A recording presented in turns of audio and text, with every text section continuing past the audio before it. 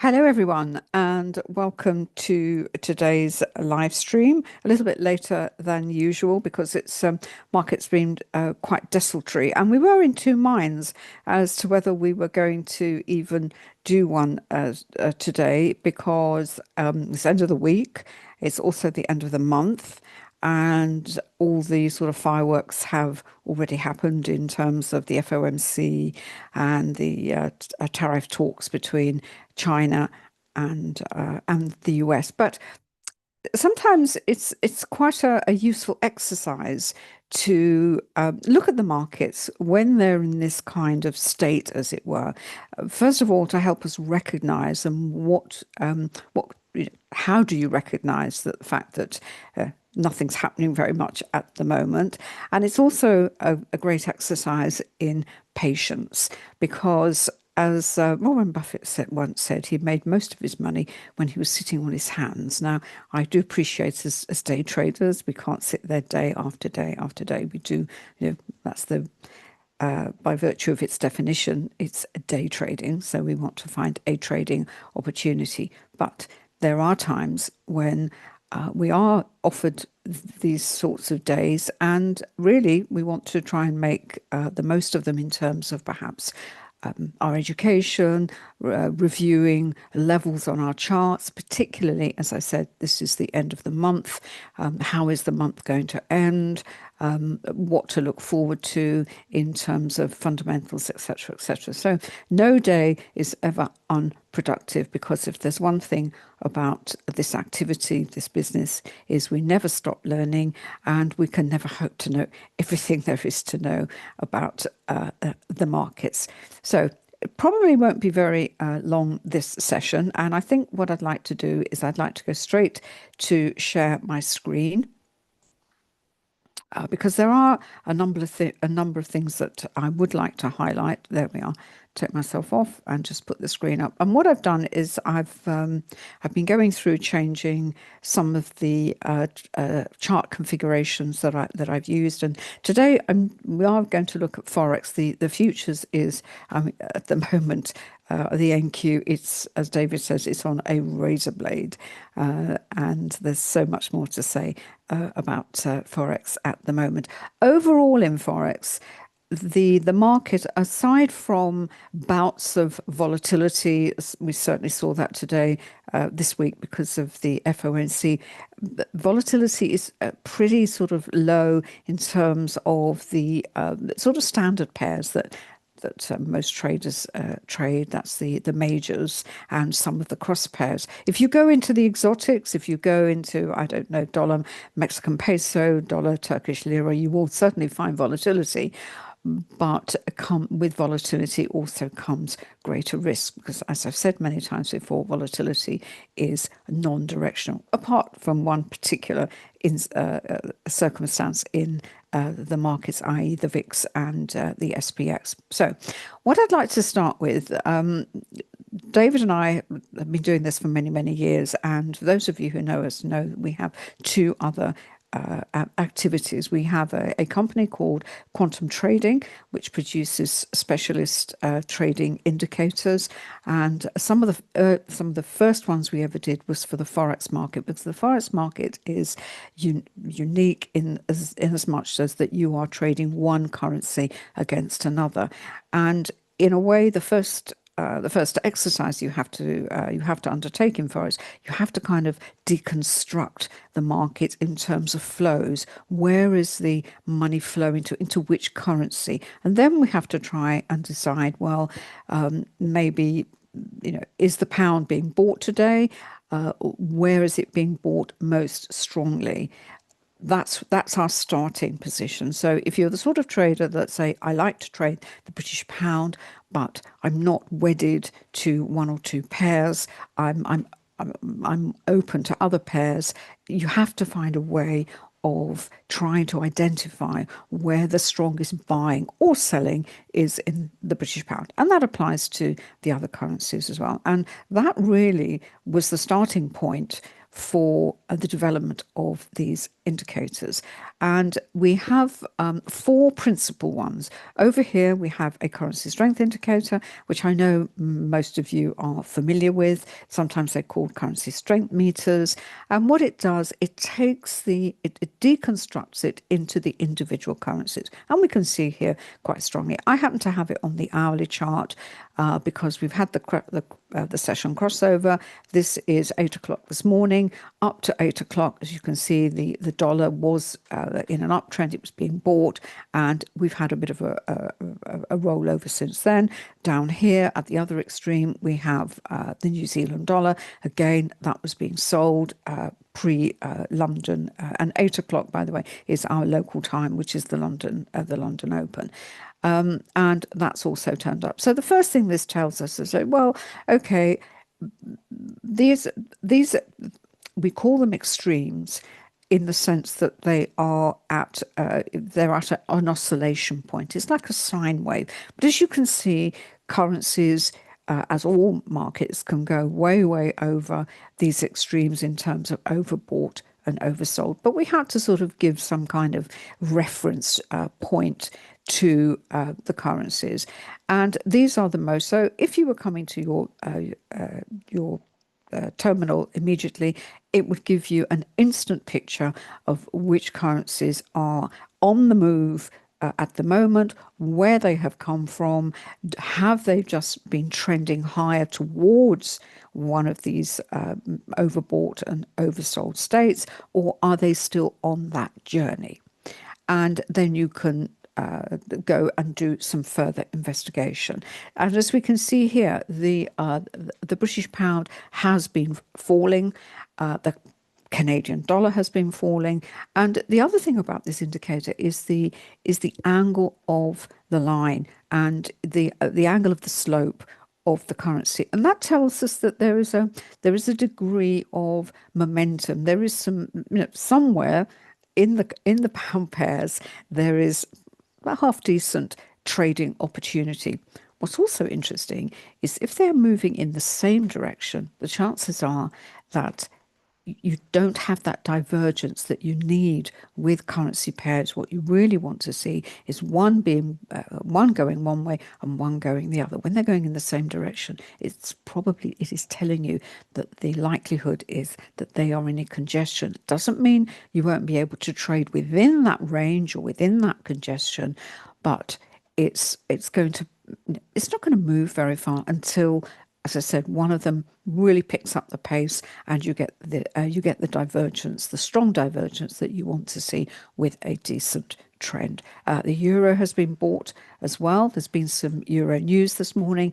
The Swiss is still turning higher, and the Aussie, well, is sort of kind of doing the same thing, and the yen is sort of moving, not doing very much at the moment. So that's where we start. Now that's awfully interesting because that tells you the where the money is flowing into which individual currency. But really, we want to know, which pairs to go and look at. And we have two indicators for that. We have one called the currency array, and we have one called the currency matrix. Now, the difference between there's similarities and there are differences, and one of the main differences with the array is you will actually see it gives you a real time picture into happens to be the pound pairs, and we see there's a median point, and they operate like windshield wipers, and it kind of gives you it gives you a visual picture of which of these pairs has actually been trending, where it is it a strong trend, and a feature of the indicator is this: when this line becomes solid, it is very, very either oversold or overbought. What it also tells you is there a consensus with all the pairs, in the sense that in the pound pairs, the British pound is all on the same side of the pairs. And as you can see, there isn't. it's been sold heavily against the dollar, sort of sold against the pound, but it's actually rising against the yen and I'm sorry, and falling against the euro. I beg your pardon, the euro is euro pound, it's not pound euro, and pound Aussie sort of rising as well. What it can also tell you is when, if I move down to one of the faster time frames, because this is on the hour, so if I move, say, down to the 15 minutes, and what that tells me is when they're all sort of bunching here, this is what we mean by the congestion, the lack of momentum. Yes, there may be a trade there for a few pips, but generally the currency pairs haven't moved strongly in one direction or the other. What the hour tells us was obviously a slower time frame, is that possibly on the pound dollar, if it falls any further, could there be an opportunity for a reversal? We would have to go and look at the chart to see where the price action is in terms of support and resistance.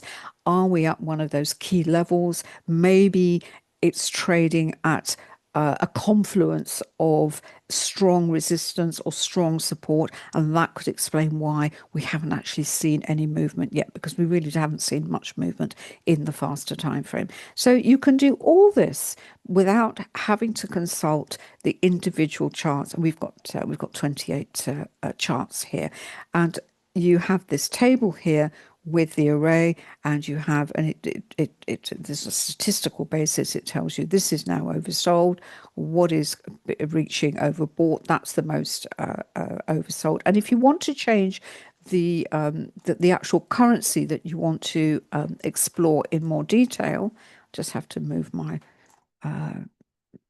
video thing there. If you go into the settings, it's very simple. You go into the filter. As I said, that was for the pound. If you have none, which you can do, that tells you what they're all up to. And as you can see the dollar yen has been moving up quite strongly. Is that now approaching an overbought?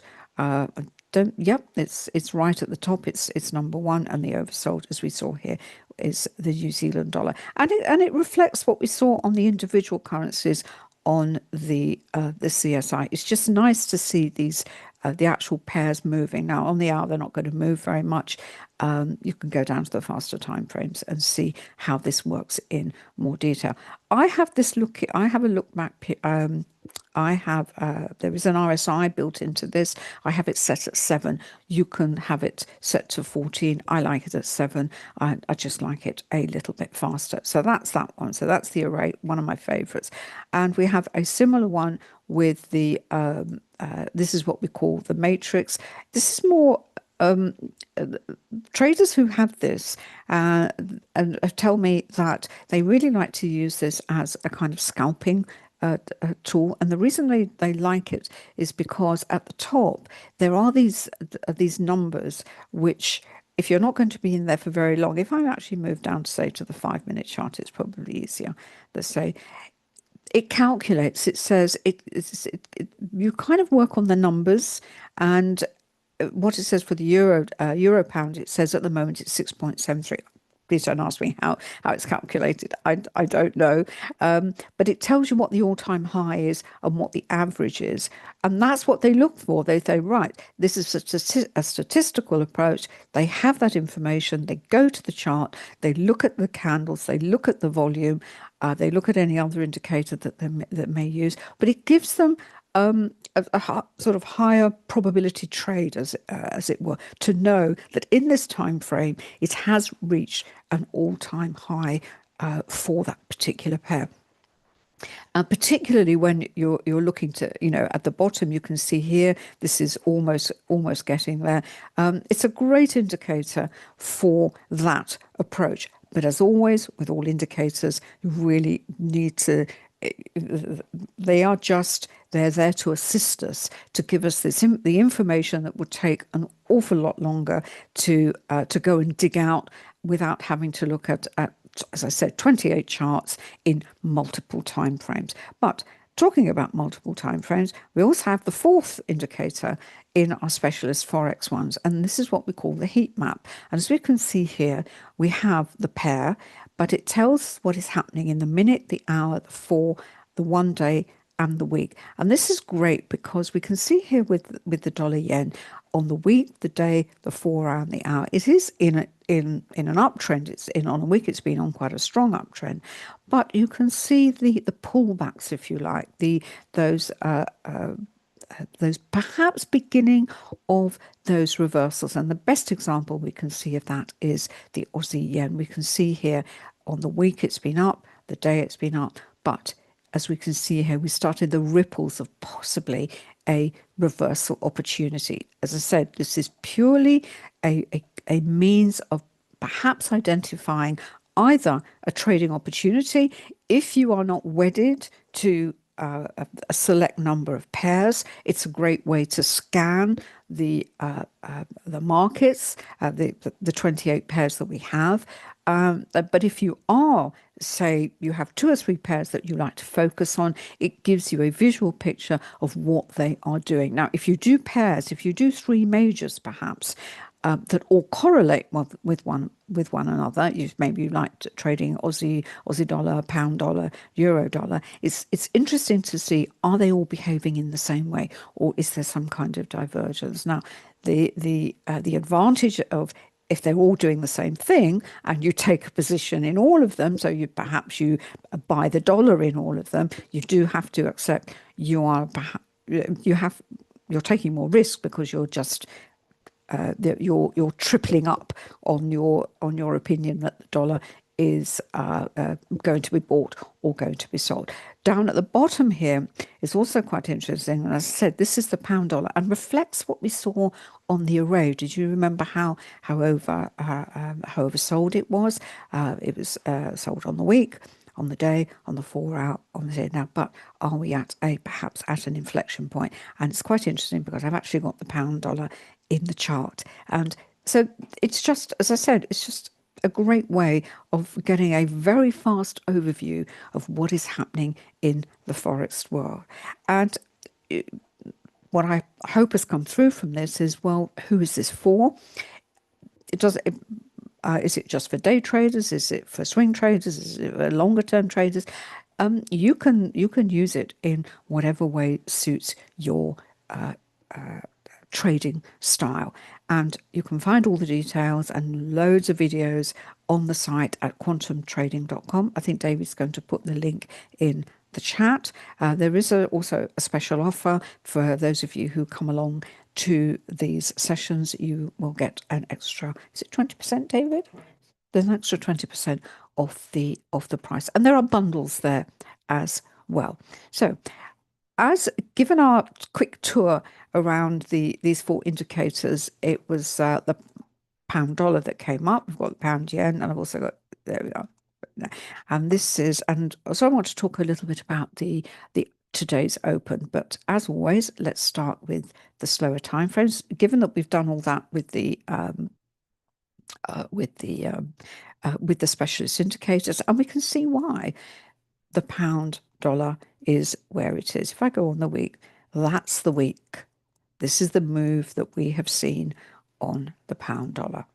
And no surprise, there we are. What's interesting for those of you perhaps who are coming along for the first time, what I do with the slower time frames, with the daily and the weekly, is I like to mark them up myself, not use an indicator, simply by eye, and mark up those key support and resistance levels. And the reason I do that is because when one of those levels turns up in the faster time frames, where, let's be fair, that's where most of us are, then it becomes even more significant. And where pound dollar is at the moment is at 131, as we can see here. And I've got FXCM here because I have data going back to, I'm going to really 2019. I think it goes back to 1971. It goes way It goes way, way back, longer than we have been been been trading. And you might think, well, why do why do you need that? You don't, I suppose. But it's interesting in Forex how these very old levels still resonate years and years and years later. It's quite extraordinary with Forex. It's one of these, it's just one of the quirks of this market. And we can see back and we say, well, what actually happened at this level? It's there in front of us. Now, that's in yellow. In blue, that is a monthly level. And a monthly level becomes even more significant if it appears close to the price action that you are at the moment. And there we are. And this is, I asked David what this was 2022, and this was the disastrous premiership of Liz Truss, where she was actually forced out as one of our shortest ever not shortest in terms of height, but short-lived prime ministers, and that's that candle there, and that produced that level, which actually goes way back there, back to 1984. That wasn't black. That wasn't the ERM, was it, David? Was that the ERM? Might have been. It might have been the ERM. That's it. So do you see? That's really quite extraordinary. So that's the monthly. Let's go back to the daily, and let's bring this up again. So this is really confirming everything that those four indicators were telling us. So then I have the hour, and then I have the 5 minute, and I have, in fact, I have two 5 minutes. Sometimes I take this to 3 minutes, and this is what I wanted to show you. And here we have. Let's take the VWAP off a second.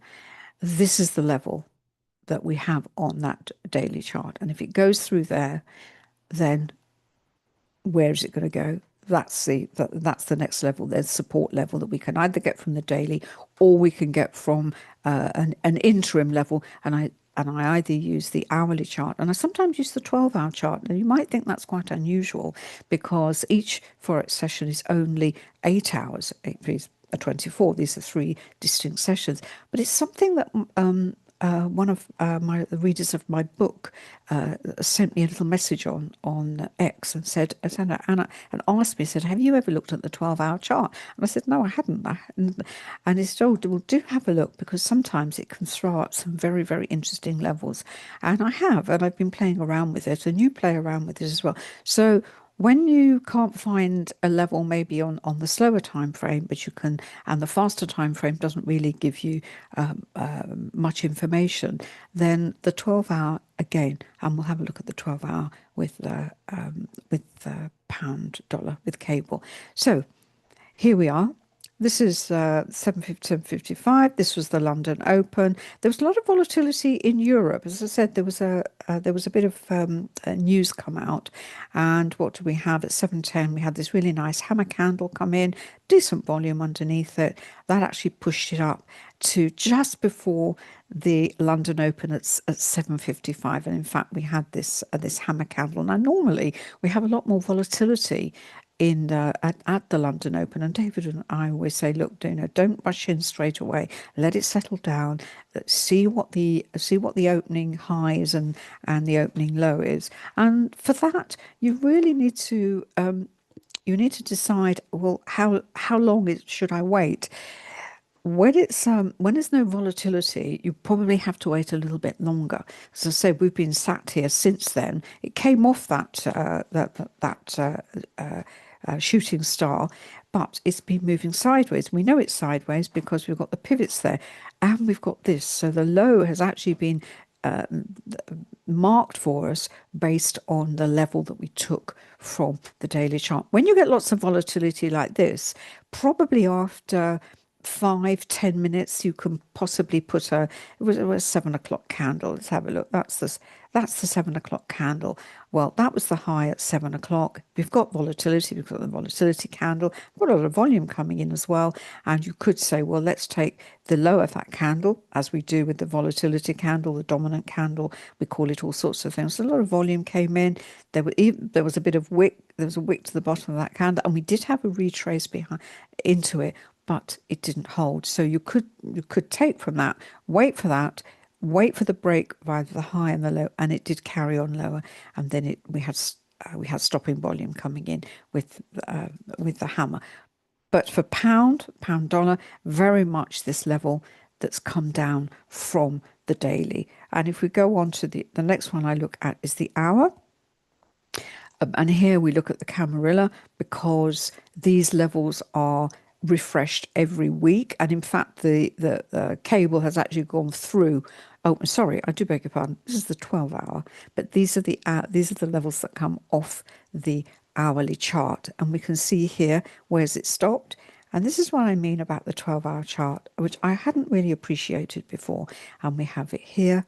We have it here. You probably could pick it up on the hour, on the 4-hour, but you'd have to really, really, scrunch it up. So there we are. So a hugely important level. And what do we do now? Really, it's a case of waiting. We really have to wait. Is this level going to hold? Is it going to go higher or is it going to go lower?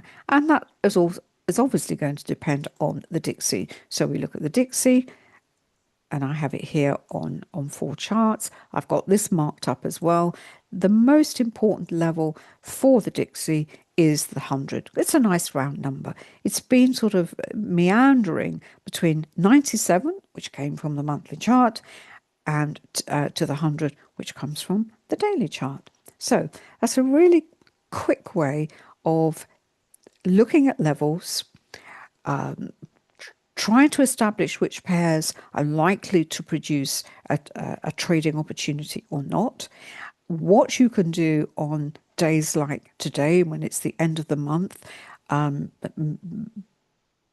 suspect there's probably going to be more of an opportunity when New York, the North American session begins. There's all sorts of things happen at the end of the month. There's dollar buying, there's a rebalancing of ETFs, there's all sorts of things. So the stock market will be churning away quite happily. And of course, we've got all the options expiring, end of month options, end of week options. So I hope you found that useful.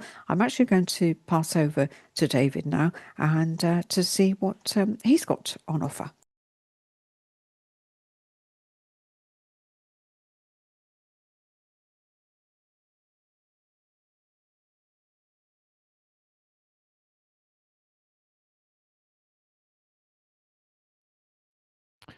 Hi everyone, and thanks, Darling. And I'm going to be very quick this morning because I just want to zip through this very rapidly.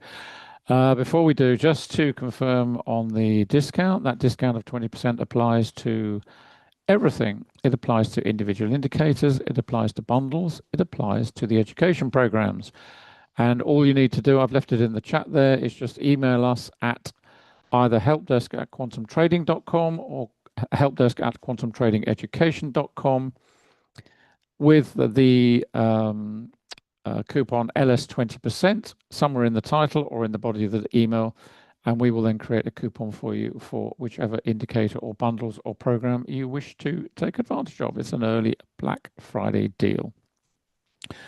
In terms of, let me just quickly tell you where everything is here. This is Anna's site, annacooling.com. This has been out for a little while now, but we did the audio version. Anna launched that earlier this year. It's been hugely successful, very, very popular. And also the full color paperback version of the VPA book. So if you have the black and white and you want the color, it is available. And in fact, many of the other books are also available in color too. So you'll find them all over on Amazon. And I have to say, a lot of people on Twitter, what they'd like to have is they like to have the book itself, the hard copy book, but to also have the audio and to have the two in sync, which apparently a lot of people enjoy. So if you've not tried that, head on over to Amazon, check out Anna, and you'll find the audio version there. In terms of indicators, you'll find them at quantumtrading.com, which is here. That's where you find all 4 for TradeStation, TradingView, NinjaTrader, or MT4. And in terms of the education, say we do 2 programs. One is for stocks on the left, one is for Forex on the right. They are hugely, these are big programs. There's a huge amount of information in there. There's a massive amount of detail about taking on to the next level in terms of VPA, hundreds of worked examples, both in video and also text as well. So it's both of those programs are enormous and took us several years to put together. But we're very proud of them, and the feedback is always very, very positive about them also. And the 5 stars on the VPA book really speak for themselves. Very quickly, what I wanted to just touch on today, Anna's talked about the indicators, absolutely great. And while she was talking, what I did was I went and dug out a couple of trades on EuroCAD because there was a really nice trend which developed this one here. This is on the 1 minute. What I've got here is very fast time frames. I've got 15-second, 30-second, and 1 minute. Now, for those of you who know us well, maybe you've been on a coaching program with us, you'll know that this is a very popular area of time frames for me personally. I use it a great deal. The primary reason that I would suggest you consider it is twofold. First of all, for learning VPA, if you're new to VPA, it's a great way to get up to speed with VPA quickly because everything happens fast, naturally. But second, where markets are in a sideways congestion, which certainly some of them have been, and certainly as far as the MNQ and indices are concerned, that is very true. If you do want to trade or have a need to trade or desire to trade, you're going to have to move down to faster time frames to pick up those trends, which to us as out and out scalping traders, this is a 1 minute time frame. This is a purely this is a tradable trend. This is a tradable trend, the reversal. Both are very solid trends. We have another one here. We have a downtrend here. Both are tradable. You can scalp them. You can trade much larger size for shorter space of time. Being in the market for a short time has a great advantage in that you're not likely to get sideswiped by anything that Dear Donald's liked to say, as indeed was the case on October the 10th when the market took a huge hit as a result. So there is a big advantage of being in the market for short periods of time. I appreciate these are not for everybody, but if the market is in congestion, what you've got to appreciate is that for a trend trader on these fast time frames, these are perfectly tradable trends. Nothing wrong with them. You can take money out of the market, but for a swing or trend trader, this is nothing more than noise. And that's the difference, and why it's so important that when you set your stall out, you decide what it is you're going to do. How long am I going to be in for? If I'm taking a 1 minute trade, how long am I going to be in for? Am I in for the rest of the day? No, of course not. It doesn't make sense. It's not logical. You've got to be in for a few minutes. It's as simple as that. It's tying everything to reality. I've got the VRSI indicator running down at the bottom here, and I've got the bear chart on the below. So you've got the same time frames here. You've got the volume relative strength indicator, which is a perfect complement to the VPA methodology because it will reinforce what you are seeing in terms of the VPA method, the VPA analysis. It will help you because it's color coded and it gives you in a similar way that we look at VPA in terms of strength, in terms of height of bars, in terms of relationship of bars, we do the same thing here. The height of the bar, let's just pop the 1 minute up again. The height of the bar signals momentum and strength. That's why we've got a strong trend. Appreciate it's only a minute, but that's what we've got. So the color signals the second element, which is strength as well. So we've got height of bars and color. And as the height of bars diminishes and the color changes to a darker color, it signals the end of potentially that trend run up or down. The other thing I just wanted to highlight here for you is these lovely trap moves that we've got. This was a perfect example. You can imagine everyone jumping in here on the fear of missing out, thinking, oh, great, we're at the bottom. That trend is now coming to an end, so we're going to pick up the bullish momentum here again. No, completely wrong, because the volatility indicator is triggered. What do we expect with the volatility indicator? One of two things, either congestion or a reversal, which is exactly what we got here. And you would then be stopped out, or you would get out through boredom because you're in congestion and it's time to exit. The volatility indicator is an extremely powerful indicator because it's associated with, and you've got it, you've got another one over here, you've got two here, or two or three actually. You had one here. It's associated with market maker or insider participation because they know that emotion is triggered in us when we see something like this. We may be waiting for something to happen. The market snaps, it snaps up, we jump in, fear of missing out, and we get trapped. We then get one to the downside, it goes sideways, it's what we expect, it carries on lower. We carry on down, we get another one, snaps higher, end of the trend, doesn't look like it, going sideways and possibly reversing and carrying on in the bearish trend. So using the volatility indicator, it's immensely powerful. You can use it in all time frames, and the beauty of it is that the indicator will trigger in real time before the candle closes. In other words, you don't have to wait for the candle to close. Now, on these fast time frames, not so significant, but if you're on a 5, 10, or 15-minute time frame, or an hourly time frame, or even a daily time frame, it will tell you loud and clear that we are trading in a volatile candle. That becomes the master candle. It dictates what happens next. We either get a reversal or we get congestion, both of which are damaging emotionally.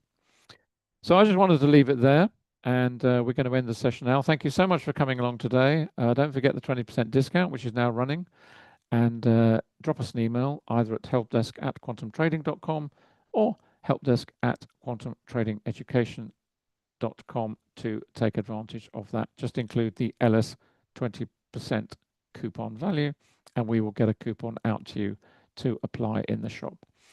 So thank you for that. We will see you soon, and bye for now.